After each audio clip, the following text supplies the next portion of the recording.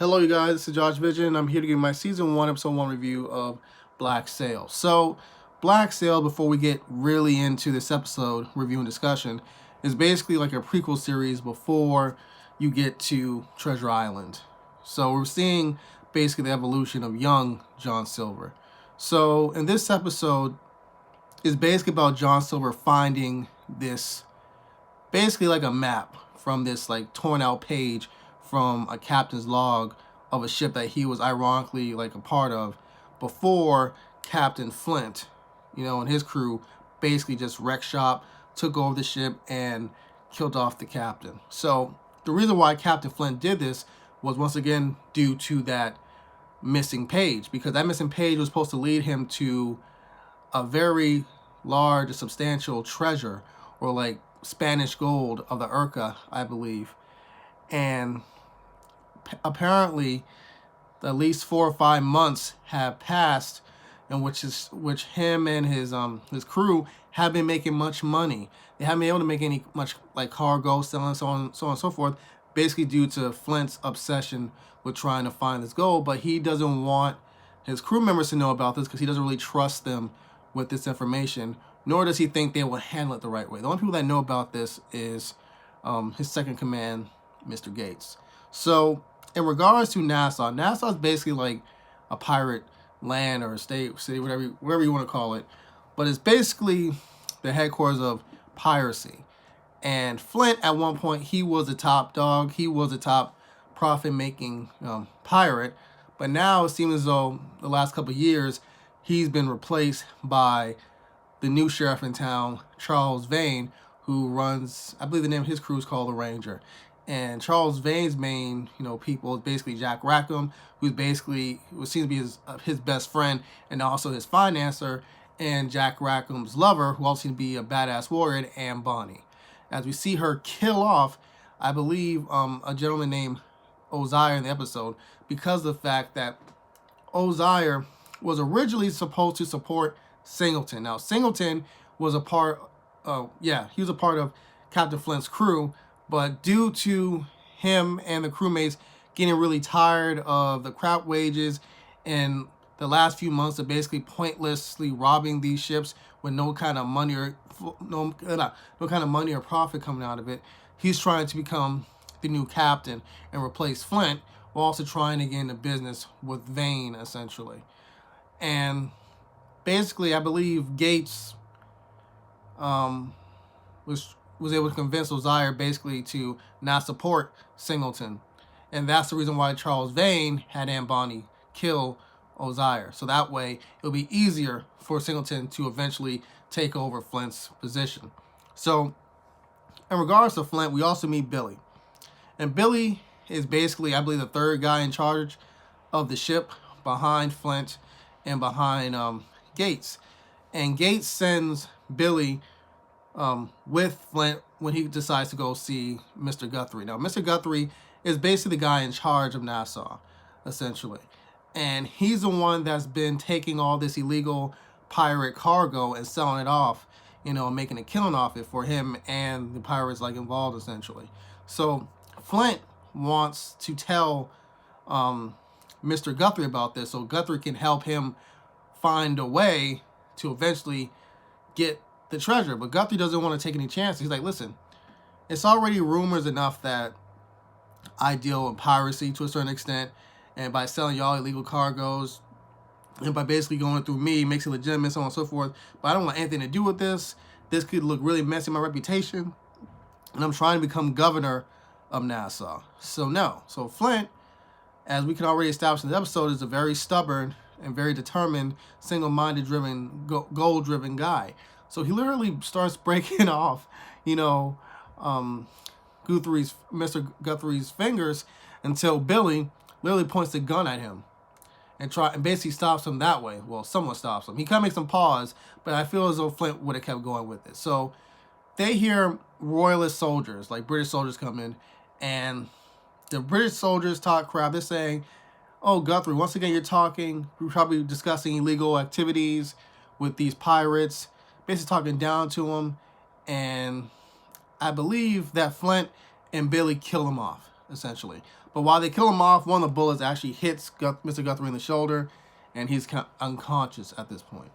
Now, in regards to Mr. Guthrie, his daughter Eleanor runs the day-to-day operations now with her African second command, Mr. Scott, whom she knows since childhood.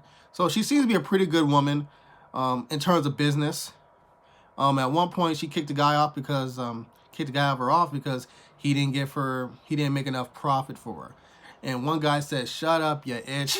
And she was like, "What'd you say?" And everybody in the salon were afraid of her. They were scared crapless of her. And she said, "Listen, I love earners. Earners make me wet." And everyone started to laugh after that. So after that, we see her and Flint, and it seems that they have a friendly relationship, while compared to him and her father, well, Flint and her father, is quite the opposite. It's just strictly business, So basically, we find out, like I mentioned before, that Anne Bonny, under the orders of Vane, kills Ozier. Ozier, I believe. So that screws up the whole deal with Singleton and him basically having a landslide victory in regards to becoming the new captain of Flint's crew. So when Eleanor finds out, she confronts Vane about this and punches the hell out of him. And then Vane was like, bah, right back. So it's after that when Eleanor runs into the bathroom to check like how bad her lip or her face is, we get a little bit of a backstory in regards to her and Vane's relationship. We find out that basically that they were lovers, and that Vane was like, "Listen, I love you, or at least at one point I did love you, but please don't do that crap to me again in front of my men." And he also said basically something really cold, but it seems to be true, that all her father cares about is money, or he cares more about profit than daughters, which I thought was a very interesting, kind of screwed up line, but I think it is kind of true, at least from what we've seen of Guthrie so far. He seems to be very profit-minded and also kind of be kind of a jerk. And Vane, he seems kind of a jerk too, but he seems really badass. So back to John Silver. So John Silver and this prostitute named Max, who works at the brothel from which Eleanor basically runs her business, her day-to-day business, her father's day-to-day business, basically, over at. She discovers whatever is on that page that Silver got from the ship after he killed the guy, and what it leads to essentially being some type of treasure, lots of money, basically. So they build this partnership, but John needed to go back to Flint's ship to basically connect, that page and try to get the whole spectrum of everything and what's needed. So she goes on the boat with them. She basically plays the hideout. He goes in there. He finds out everything that he needs, basically. So when he leaves, unfortunately, a feather drops on the ground. So the next day, when Flint is basically told by Mr. Gates that Singleton was able to get enough votes to basically oust him from leadership, Flint, who's pissed off, he starts flipping shit, so on and so forth. He finds basically that little feather, the feather which Silver left the previous night was there. So he basically deduced the fact that, okay, so someone was here trying to get more information in regards to that page they had to try to connect the dots. So Flint basically takes advantage of this and uses this to his advantage by basically saying that Singleton was the reason why they weren't able to find the treasure. That Singleton lied. That Singleton's the reason why everyone wasn't able to get their share of money, after Flint basically finally revealed to them why he was doing all this pointless raiding, essentially, to them, and about the whole finding the treasure, so on and so forth. So he basically challenges Singleton to a fight to the death. And the fight was a pretty good fight, even though, in my opinion, it kind of shows both men are really, really good fighters. But Singleton had the advantage until he slipped, and I believe that Flint got one of those musket balls and basically bashed his living brains in for at least a good 3 minutes. It was very disturbing. He literally looked like a lion after eating a hyena. Everybody in the ship was like, "Oh shit!" Like literally, scared crapless. Like he literally, like I said, he literally did look like a lion after he feasted on some hyena meat. And then after that, he was saying, "Listen, when we find the treasure, You know, it's all of us as one, so on and so forth. And I believe he also mentioned to Billy before this even happened, actually, that was coming towards them when Nassau is civilization. That's the enemy.